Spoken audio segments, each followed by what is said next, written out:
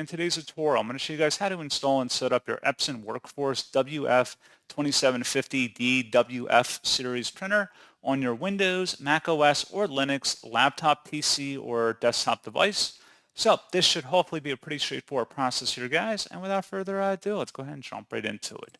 So all you have to do is open up a web browser, and into Google, you want to search for Epson WorkForce WF-2750 DWF support. Go ahead and search for that.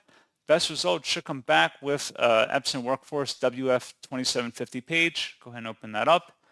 And then scrolling down, select your operating system from the drop-down menu here, and then select Go. And then going back down, you want to select the driver and utility combo package installer, download it to your device, and then open up the file to run it. It should be a verified publisher from Epson. Select Yes, and then just proceed with the on-screen instructions on configuring your printer. And this does have everything you'll need in order to use your Epson WorkForce WF-2750 printer. Select OK.